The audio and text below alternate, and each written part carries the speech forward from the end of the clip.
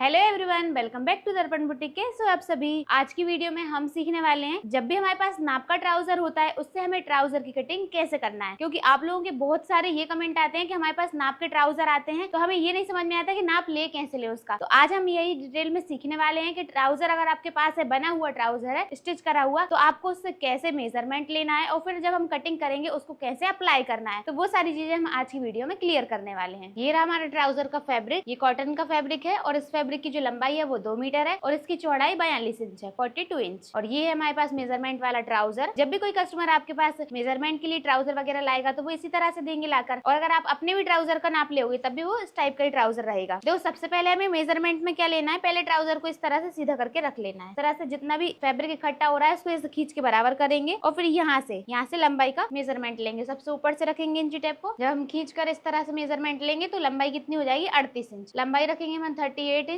अब लेंगे हम बॉटम का मेजरमेंट। जहाँ पर हमारी ये सिलाई होती है ना, वहाँ पर इस तरह से पकड़ना है और इस तरह से खींचकर बाहर निकालना है। जितना भी फैब्रिक एक्स्ट्रा दिख रहा है आपको खींचकर बाहर निकालेंगे। अब यहाँ से रखेंगे इंची टेप को और इसको इस तरह से मेजर करेंगे तो कितना आ रहा है, यहाँ पर देखो 6 इंच। पूरा फैब्रिक बाहर निकल आया, जितनी फिटिंग होगी वो दिख जाएगी हमारी। तो 6 को जब हम डबल करेंगे, क्योंकि इस साइड 6 इंच है तो इस साइड का भी 6 इंच मिलाएंगे तो 12 इंच हो जाएगा। बॉटम की फिटिंग हमारी 12 इंच हो जाएगी। अब हमें लेना है काफ की फिटिंग। तो काफ की फिटिंग हम कहाँ पर लेते हैं, यहाँ से नीचे से मेजर टेप को रखेंगे और काफ की फिटिंग लेंगे हम 8 से 9 इंच के बीच में। तो यहाँ पर 8 इंच पर हम देखेंगे कितनी फिटिंग आ रही है। तो देखो, इस तरह से आपको फैब्रिक को खींच के बाहर निकालना है और फिटिंग देखेंगे कितनी आ रही है, 8 इंच। 8 इस साइड का और 8 इस साइड का, पीछे वाली साइड का, तो कितना हो जाएगा, 16 इंच। बॉटम की फिटिंग हो गई 12 इंच की, काफ की फिटिंग हो गई 16 इंच की। अब हम देखेंगे थाई की फिटिंग। जो भी हमारा क्रॉच एरिया होता है, क्रॉच एरिया की फिटिंग से 2 से 2.5 इंच नीचे हमारी थाई की फिटिंग होती है। तो यहाँ पर हम पहले इसको मेजर करेंगे। देखो, यहाँ से यहाँ तक हमारा क्रॉच एरिया है, यहाँ पर क्रॉच एरिया एंड हो रहा है। उसके बाद यहाँ से मेजर करेंगे 2 से 2.5 इंच नीचे। तो यहाँ पर देखेंगे। अब यहाँ पर फैब्रिक को इस तरह से खींचकर बाहर निकालेंगे, क्योंकि फैब्रिक सुकड़ा ही होता है ज्यादातर। तो इस तरह से आपको बाहर निकालना है। पूरा बाहर निकालने के बाद इसको मेजर करेंगे। यहाँ से इंची टेप को रखेंगे और देखो, इसको ऐसे मेजर करेंगे तो कितना हो रहा है, ये 13 इंच। थाई की फिटिंग हो गई हमारी 13 इस साइड की और 13 पीछे की, 13 दूनी 26। अब यहाँ पर देखो, ये तो हमारा कमरबंद वाला है तो यहाँ पर हम इलास्टिक का नाप तो नहीं ले सकते तो कमर के लिए यहाँ पर बस ये हमें चौड़ाई के लिए नाप लेना है। ये कितनी चौड़ाई आ रही है हमारी, 26 इंच की। और यहाँ पर हम क्रॉच एरिया भी मेजर कर सकते हैं। क्रॉच एरिया कितना है, फ्रंट का कितना है और बैक का कितना है। तो देखो, फ्रंट साइड का क्रॉच एरिया है 13.5 इंच, मतलब कि वो 14 इंच होगा। और नीचे आधे इंच सिलाई में चला जाता है ना, तो आधा इंच का वो मिलाएंगे तो 14 इंच। फ्रंट साइड का हम 14 इंच रखेंगे और बैक साइड का देखेंगे। इसको पीछे पलटेंगे, इसको इस तरह से बाहर निकालेंगे खींच के सिलाई को। यहाँ पर जितनी भी सिलाई दिख रही है ना, आपको इसको खींचना है और ऐसे बाहर निकालना है। अब बैक साइड का क्रॉच एरिया चेक करेंगे। बैक साइड का क्रॉच एरिया आ रहा है हमारा 15.5 इंच। कटिंग हमें 16 इंच पर करना पड़ेगी। तो देखो, ये क्लियर हो गया आपको। फ्रंट साइड का 14 इंच पर कटिंग करना है और बैक साइड का 16 इंच पर कटिंग करना है। कभी कभार क्या होता है कि कस्टमर हमारे पास कमरबंद वाला ट्राउजर लेके आया है, फिर भी अगर उसको इलास्टिक लगवाना है तब आप उनकी कमर का मेजरमेंट अलग से ले लो। तब आपको क्या करना रहेगा, यहाँ से मेजर टेप को रखना है और जहाँ पर उनको पहनना हो वहाँ पर आप राउंड में घुमाकर कमर का नाप ले लो। जितनी भी जहाँ पर वो पहन रही है वहीं पे लेना है आपको। तो देखो, यहाँ पर कितना आ रहा है कमर का मेजरमेंट, 34 इंच। फिटिंग लेना है, बस एक उंगली अंदर हो जिससे हम मेजर टेप पकड़ सकें, उतना रखना है और फिटिंग रखना है पूरा एकदम।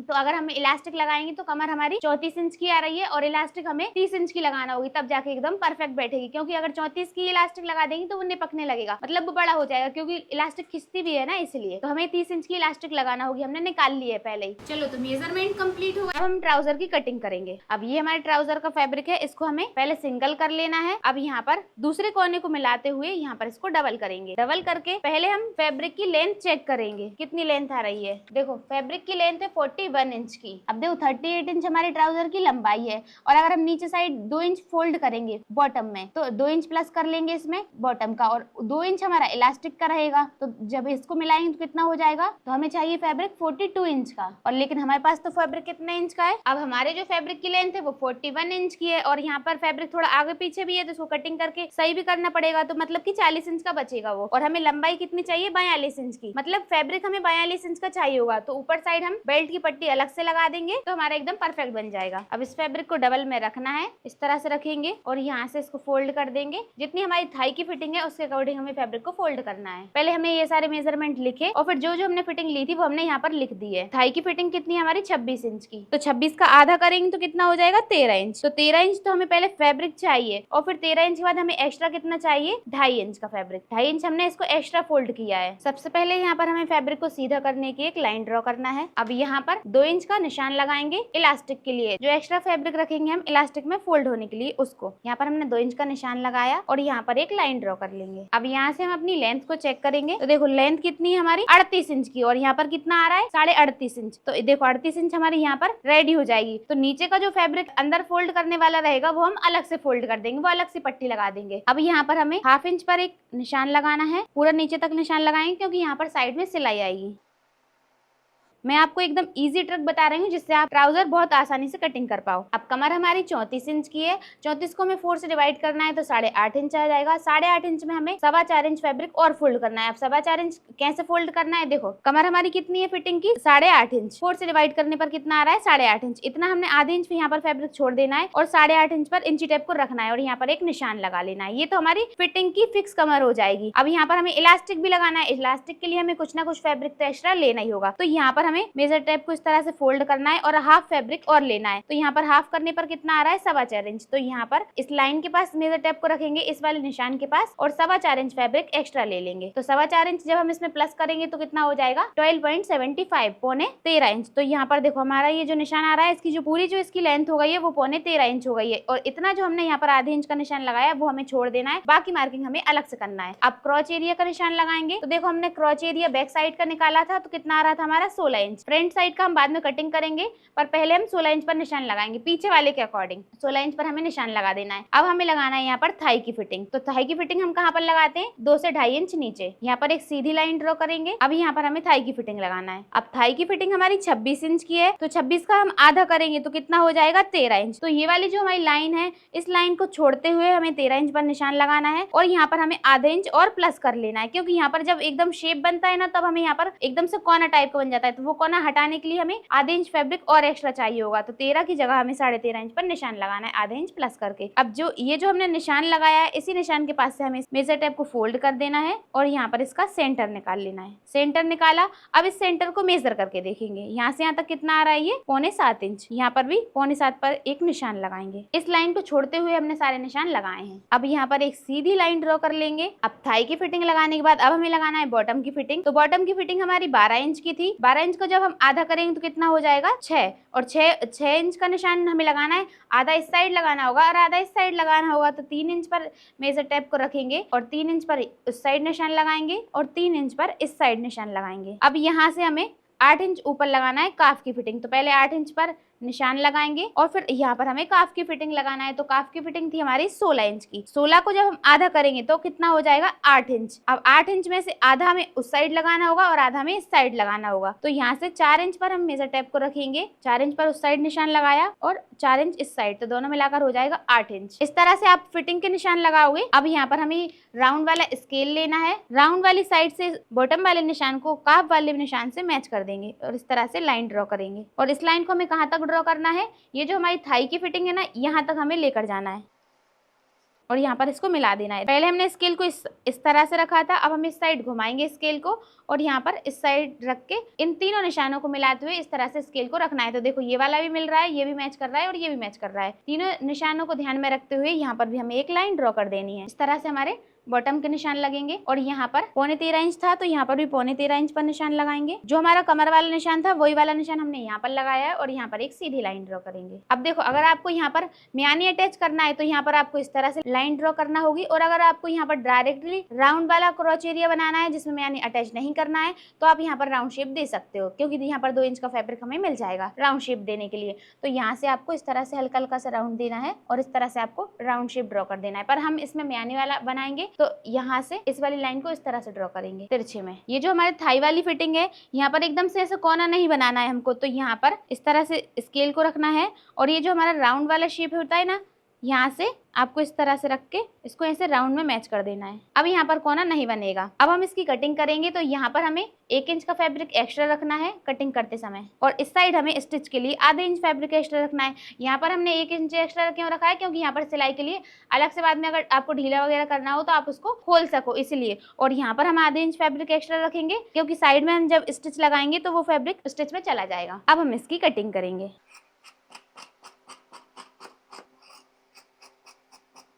यहाँ से आपको एकदम पतला पतला लेना है, यहाँ से इस तरह से घुमाते हुए आधे इंच फैब्रिक एक्स्ट्रा लेना है।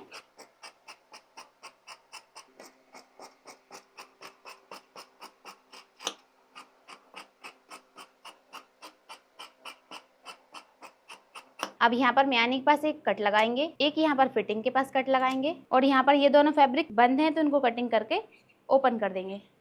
अब ये जो साइड से फैब्रिक बचा है इसमें से हमें म्यानी निकालना है और यहाँ पर बॉटम में अलग से पट्टी अटैच करना है तो वो भी निकालेंगे। तो यहाँ पर पहले इसको मेजर कर लेंगे, यहाँ पर इतना फैब्रिक हमारा पट्टी के लिए हो जाएगा आराम से। तो अब ये जो ऊपर वाला फैब्रिक बचा है वो हमारी म्यानी में लग जाएगा। तो यहाँ से पहले हम इसको कटिंग कर देते हैं। इतना हमारा नीचे फोल्ड हो जाएगा। अब इसको म्यानी के शेप में कटिंग कर देंगे और यहाँ पर इसकी लंबाई लेंगे। लंबाई हम 8 इंच रखते हैं, आप चाहो तो थोड़ी छोटी भी रख सकते हो।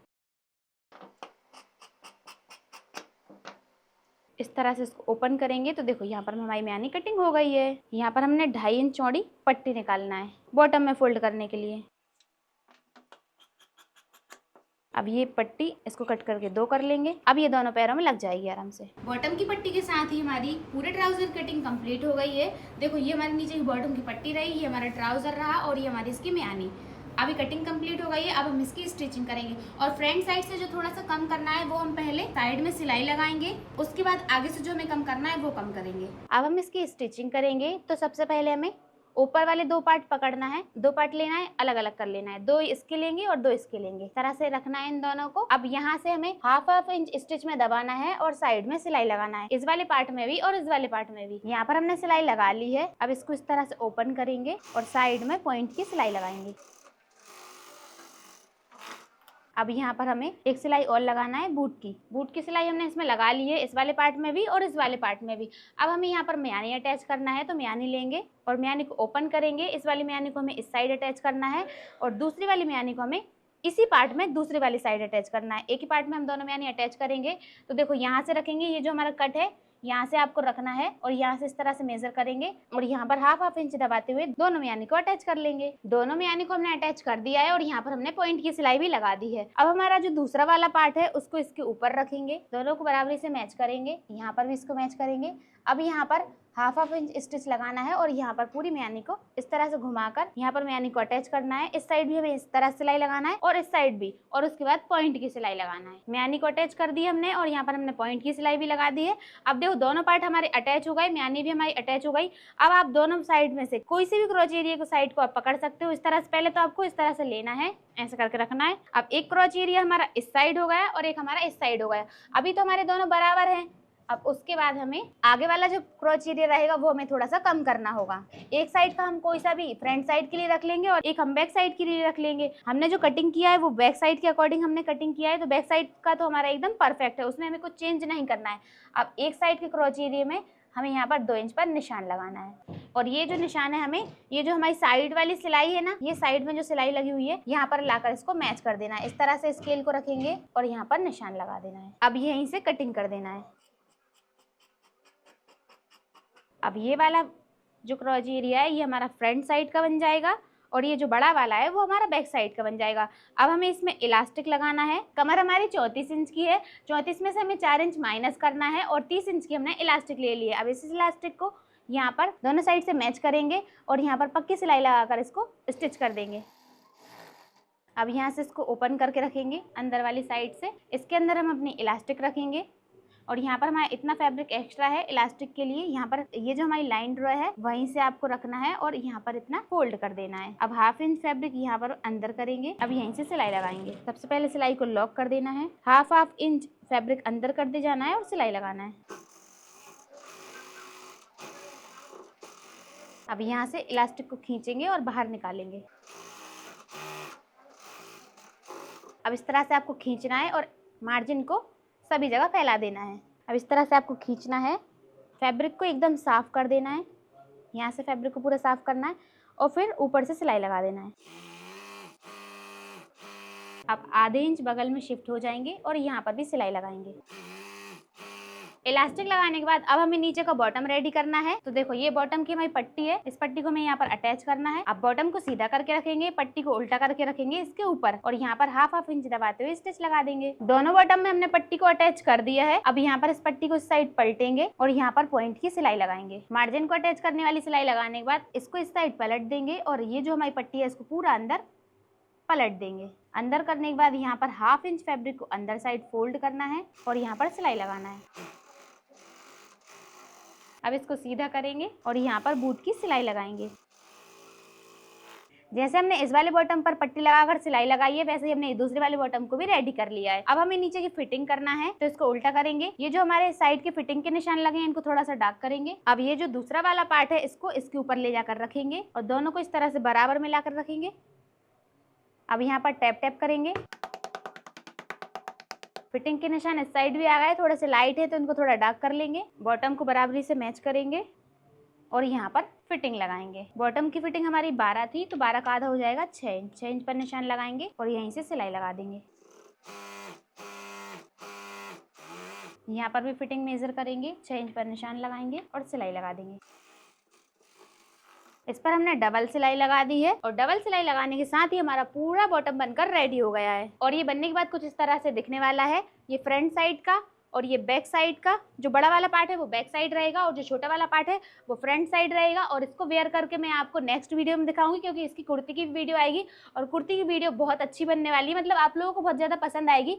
तो आप चैनल को सब्सक्राइब करके रखना और वीडियो पसंद आई तो वीडियो को लाइक कर देना। तो मिलते हैं नेक्स्ट वीडियो में, तब तक के लिए बाय बाय। फाइनल लुक देखने के लिए नेक्स्ट वीडियो जरूर देखना।